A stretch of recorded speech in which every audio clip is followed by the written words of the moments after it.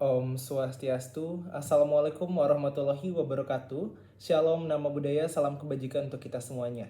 Sebelumnya perkenalkan kami dari SGD A9, izin untuk mempresentasikan hasil student project kami dengan judul Abses Otak. Berikut adalah list nama keanggotaan dari SGD A9. Kemudian outline dari video kami berupa pendahuluan, pembahasan, dan penutup. Bab 1, pendahuluan. Perkenalkan, saya Putu Saneva Pramayana dengan 3 digit NIM terakhir 041, izin untuk memulai menjelaskan latar belakang. Abses otak merupakan akumulasi nanah di dalam otak akibat infeksi yang dapat menyebabkan pasien berada dalam kondisi serius. Tingkat morbiditas dan mortalitas yang tinggi perlu menjadi perhatian dalam penanganan abses otak. Sekitar 0,4 hingga 0,9 kasus per 100.000 orang per tahun diperkirakan mengalami kondisi ini dengan angka kematian yang signifikan walaupun telah terjadi kemajuan dalam teknik pengobatan. Penyebab utama abses otak adalah infeksi bakteri terutama spesies Streptococcus dan Staphylococcus serta bakteri anaerob. Penanganan abses otak melibatkan kombinasi antara terapi antibiotik yang agresif dan intervensi bedah. Abses otak memiliki tingkat komplikasi neurologis jangka panjang yang tinggi dengan jumlah pasien mengalami defisit neurologis residual sekitar 30-50%. Di Indonesia, abses otak masih menjadi masalah kesehatan yang signifikan terutama di daerah dengan akses terbatas terhadap pelayanan kesehatan yang memadai. Untuk selanjutnya akan dilanjutkan oleh rekan saya. Baik, sebelumnya perkenalkan saya Putu Nada Vinaci Cintariani dengan 3 digit yang terakhir 029. Untuk selanjutnya ada bagian rumusan masalah, di mana rumusan masalah yang mendasari penulisan student project adalah sebagai berikut. Baik, untuk bagian selanjutnya adalah tujuan penulisan. Adapun tujuan yang ingin dicapai dalam penulisan student project ini adalah sebagai berikut. Baik, untuk bagian selanjutnya adalah manfaat penulisan. Adapun manfaat yang diharapkan dalam penulisan student project adalah manfaat bagi penulis, manfaat bagi pembaca, dan juga manfaat bagi institut. Bab 2, pembahasan. Perkenalkan, nama saya David Ragiman dengan 3 digit NIM akhir 117. Pada hari ini saya akan membahas mengenai definisi abses otak. Jadi, abses otak adalah suatu infeksi vokal pada sistem saraf pusat yang sering ditandai dengan daerah seborrheitis lokal dan nekrosis sentral yang dikelilingi oleh kapsul yang tervaskularisasi dengan baik. Pada beberapa literatur, abses otak juga didefinisikan sebagai kumpulan nanah yang terlokalisasi di dalam jaringan otak dan biasanya disebabkan oleh infeksi. Abses otak terjadi ketika bakteri, jamur, atau parasit menyerang otak. Hal ini menyebabkan peradangan dan pembentukan rongga yang berisi nanah. Sebagian besar abses otak bersifat polimikroba, akan tetapi bakteri Staphylococcus aureus dan Streptococcus viridans menjadi patogen yang paling sering dijumpai saat isolasi nanah. Perkembangan abses otak secara klasik dibagi menjadi 4 tahap. Yang pertama, seborrheitis awal, yang kedua seborrheitis lanjut, yang ketiga pembentukan kapsul awal, dan keempat pembentukan kapsul lanjut. Demikian dari saya, akan lanjutkan ke teman saya. Terima kasih. Perkenalkan, nama saya Yaakob Theodorus Anginianus Junior dengan 3 digit NIM terakhir 121. Di sini saya akan menjelaskan pada bagian epidemiologi dari abses otak. Jadi infeksi otak lokal yang disebut juga abses otak dapat disebabkan oleh berbagai faktor infeksi dan trauma. Di negara berkembang, abses otak lebih sering terjadi dibandingkan di negara maju dengan sekitar 8% dari massa intrakranial disebabkan oleh abses otak. Di Amerika Serikat, setiap tahunnya tercatat sekitar 1.500 hingga 2.500 kasus baru abses otak. Pria lebih sering terkena abses otak dibandingkan wanita dengan rasio di antara 2:1 dan 3:1. Dewasa muda dan anak-anak usia tertentu memiliki risiko yang lebih tinggi.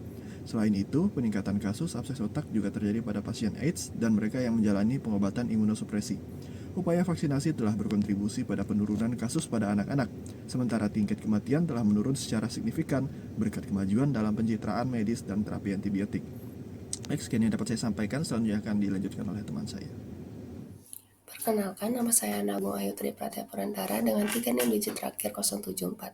Secara etiologi, abses otak merupakan infeksi lokal intrakarnial yang dimulai dari fase selebri dan berkembang menjadi kumpulan pus yang dikelilingi oleh kapsul.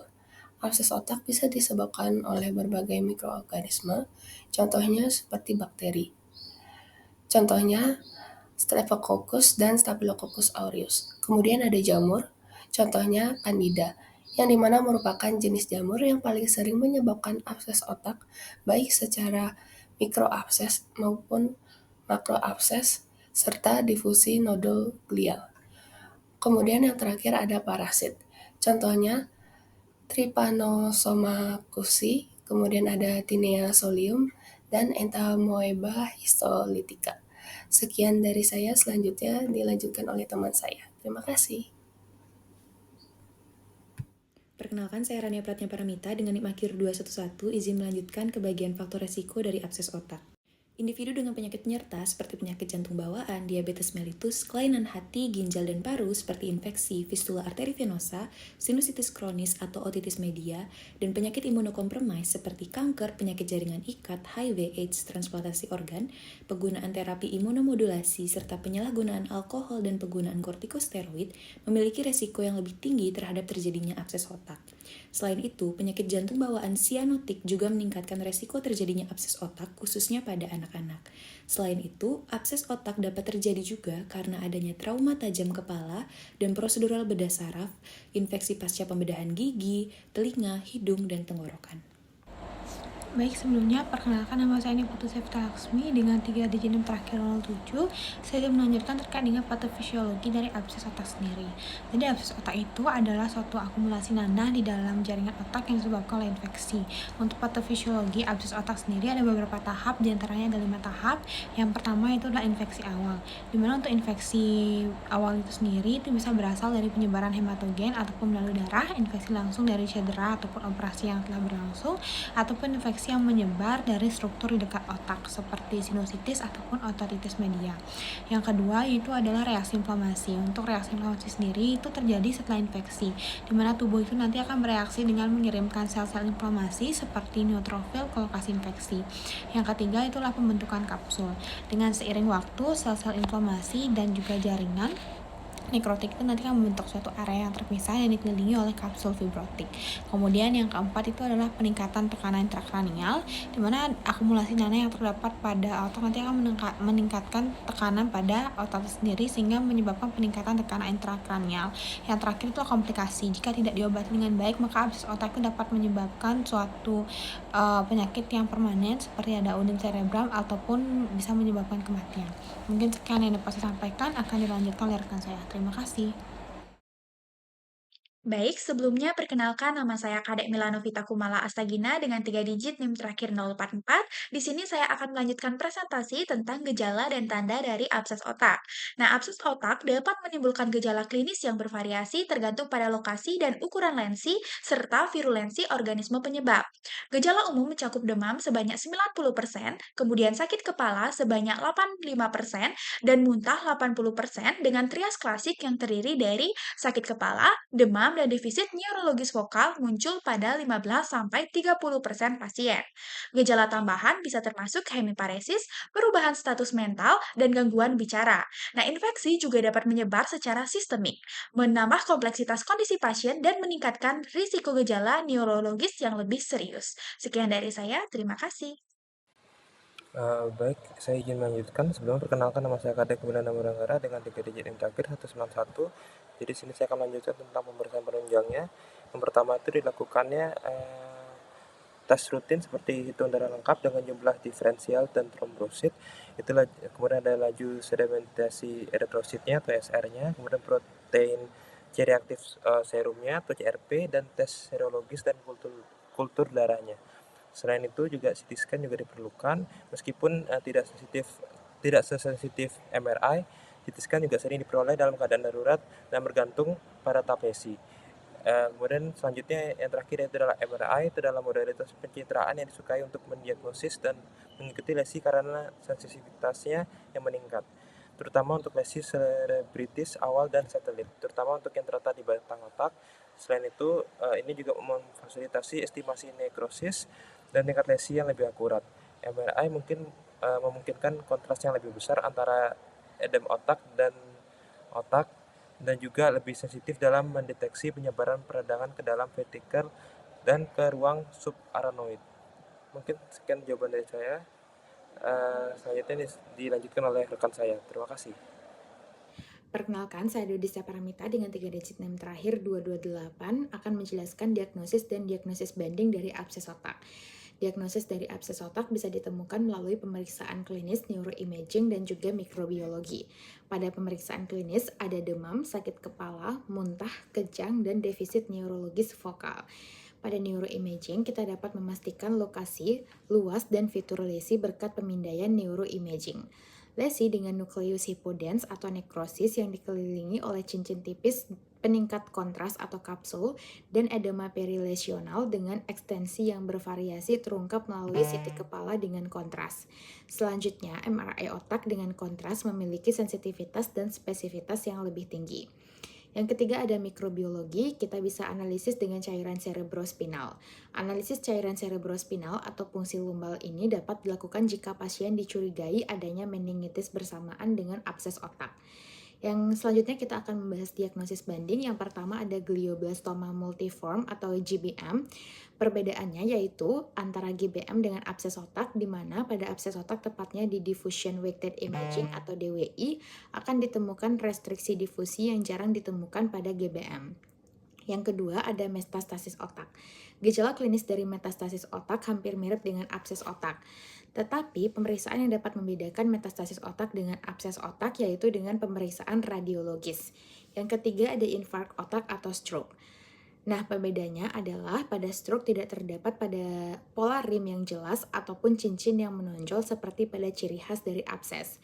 Yang keempat ada meningitis dan ensefalitis. Pada meningitis dan ensefalitis itu hampir sama dengan abses otak, tetapi yang menjadi pembeda di mana pada meningitis dan ensefalitis jarang ditemukan ciri khas abses otak yaitu lesi berbentuk cincin disertai dengan restriksi difusi. Mungkin sekian dari saya, akan dilanjutkan oleh teman saya. Terima kasih. Selanjutnya saya akan jelaskan mengenai tata laksana dan juga prognosis dari abses otak.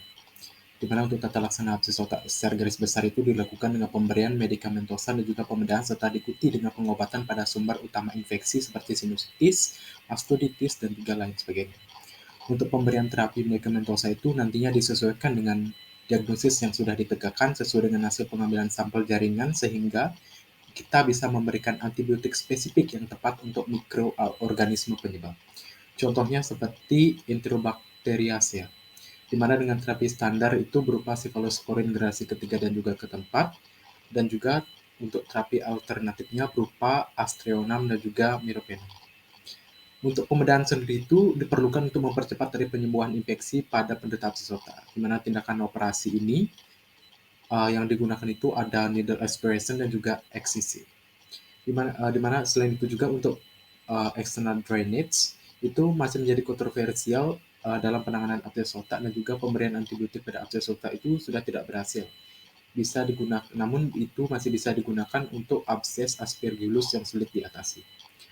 Untuk prognosis abses otak sendiri itu nantinya disesuaikan dengan fungsi neurologis yang buruk, abses terletak di fossa posterior, letak lesi yang sulit dan dalam mungkin, serta abses ganda, adanya ruptur dari intraventricle oleh abses otak, terapi yang tidak adekuat, dan juga hampir 100% kematian itu terjadi pada abses otak yang diakibatkan oleh jamur pada pasien transplantasi dan juga kondisi dari imunokompromis. Mungkin sekian yang bisa saya sampaikan, akan dilanjutkan oleh teman saya. Terima kasih. Baik, sekarang saya di sini akan melanjutkan pada bab 3 yaitu bagian penutup. Sebelumnya perkenalkan saya Nararia Ngurahaya Wijaya dengan 3 digit yang terakhir 031. Baik, yang pertama di sini ada kesimpulan. Abses otak adalah infeksi vokal pada sistem saraf pusat yang ditandai oleh akumulasi nanah di jaringan otak. Penyebab utamanya adalah bakteri seperti Staphylococcus aureus dan Streptococcus viridans. Abses otak lebih sering terjadi di negara berkembang, terutama pada pria dewasa muda dan anak-anak. Abses otak disebabkan oleh berbagai mikroorganisme, termasuk bakteri, jamur, dan parasit. Faktor risiko meliputi infeksi yang berdekatan dengan otak, trauma, serta penyerta seperti diabetes dan AIDS. Gejala umum termasuk sakit kepala, demam, muntah, dan kejang. Diagnosis melibatkan neuroimaging seperti CT scan dan MRI serta tes laboratorium. Penanganan abses otak dilakukan melalui terapi antibiotik dan operasi. Meski teknologi medis telah menurunkan angka kematian, komplikasi neurologis permanen masih sering terjadi pada kisaran 45% pasien. Mungkin sekian dari saya. Baik, selanjutnya yang kedua saya akan melanjutkan pada bagian saran.